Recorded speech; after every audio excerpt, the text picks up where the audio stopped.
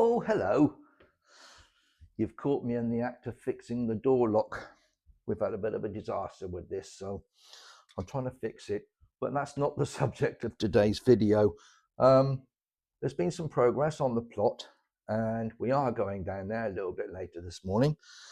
So before we take you there, have a quick look at this recap video to see what the plot was like when I first looked at it, and we will be showing you the state of play today and what's happened during the last week.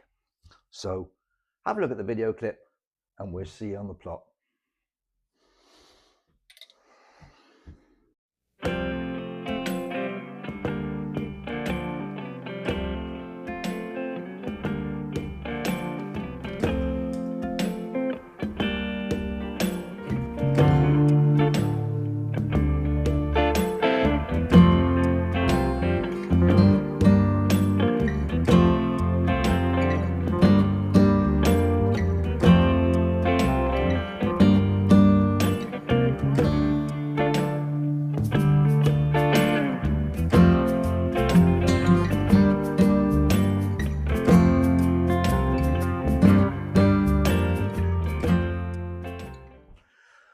Well, hello, I'm glad you could join us. Welcome back to The Life's Good. I'm AJ, this is my channel.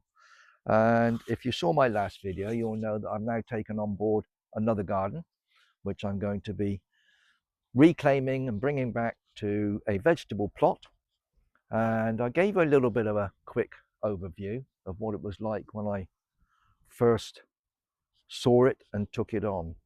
And there's another family member, Darren, bless him. He's actually a tree surgeon and woodsman and so on. And he's got access to a lot of equipment and a friend as extra labor. And they've actually been in and done a few things in here to speed things along and prepare it for the work that I'm going to be putting in.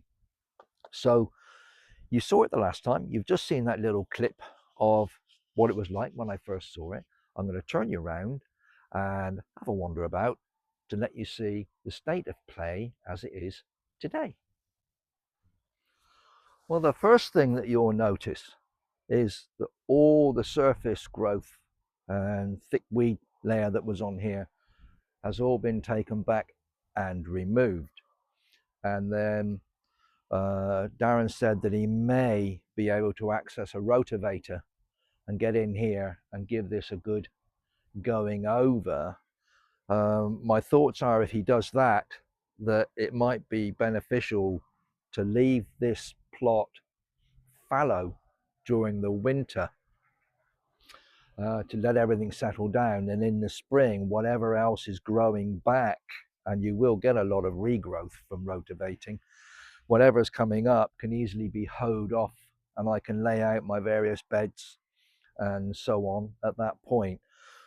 In the meantime, I can use the polytunnel and plant things in trays and pots ready for next year, but more importantly do some other work, mainly maintenance and repair.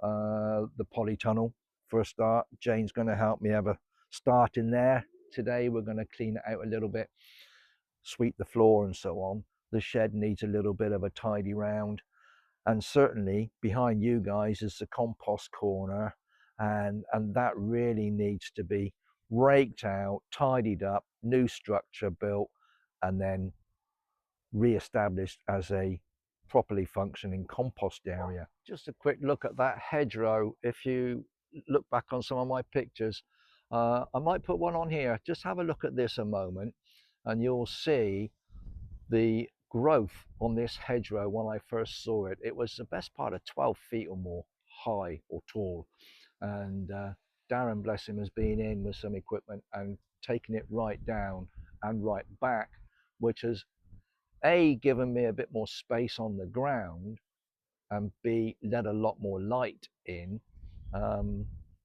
You can see the houses behind now, which I couldn't see before. But this hedgerow is a lot tidier, and I can work on that as time goes on, and I can tidy it up and neaten it up and make it look a little bit more presentable. But it actually looks quite nice now, to be fair. but the hedgerow has been cleared back. Just a quick overview on the ground here. You can see now that without all that overgrown weeds and bits and pieces in here, this is a fairly level plot. So I'm really pleased with that. And just scratching around on the soil underneath here is actually really lovely. It's very friable, very crumbly, very soft, and I think it'd be ideal for some of my root vegetables. Well, I'm now in the polytunnel, and this needs a little bit of TLC. It's actually got a slabbed floor, albeit a bit checkered, but the space in here is quite big. It's certainly far larger than my old greenhouse that I had before, and if you look back in some of my other videos, you'll see that. It's got a little bench in here, sort of like a workbench with slats on. It's got this potting tray where you put your soil in and fill your trays and your pots and so on. It's got bits of timber lying around and various containers, seed trays, flower pots, a lovely collection of terracotta pots down here in the corner. But with a little bit of effort and cleaning the floor, maybe clean down the polythene a little bit.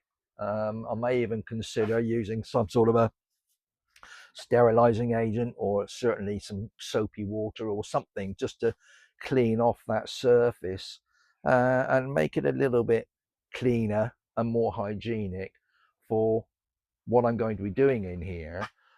It has, as I said, been used as a potting area, so it's nice to have this little potting and seed tray area here. But if I want to grow a lot of things in here, that space could be valuable. So I'm considering maybe moving this into the shed, but that's quite a major thing to do, because there's an awful lot of bits and pieces and a workbench and other things already in that shed. So it might be politic to leave this here for the time being, but certainly on the rest of the floor, maybe some sort of a raised bed arrangement or grow bags or containers.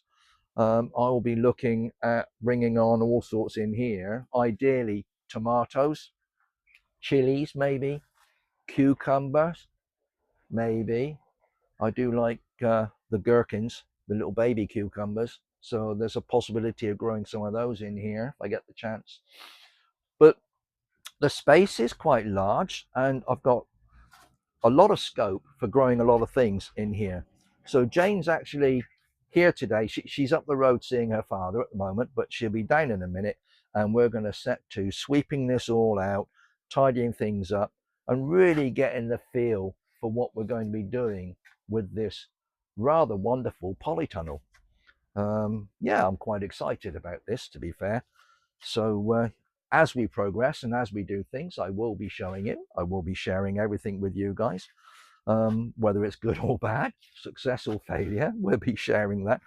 But yeah, I'm excited. I'm really excited about all of this, and I'm really pleased to be getting back onto my channel and sharing with you all a little project that's going to be occupying my time and entertaining you guys, I hope, a little bit, and bringing back all my knowledge, my experience from previous gardening. And I've been doing that since I was a little Ben, with my granddad and my dad. So a lot of experience that I can bring onto this area, bring onto the plot, bring into the polytunnel and everywhere else, and share with all of you.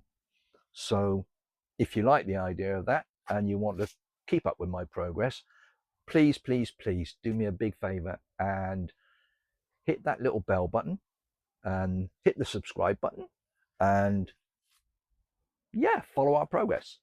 So I'm just waiting for Jane to come down. I've got a little piece of cake which we made yesterday, so I'm going to have a piece of cake and I'm going to have a look at what we're going to do today, and hopefully, if I can, I'll film a few things and share it with you. So stick around. Well, I'm working up a sweat and I'm creating lots of dust, but we've got this little bench cleared off, so that is now ready for use. The floor's being cleared. There's an awful lot of ivy and bits and pieces coming through under the sides, so that all needs cleaning out.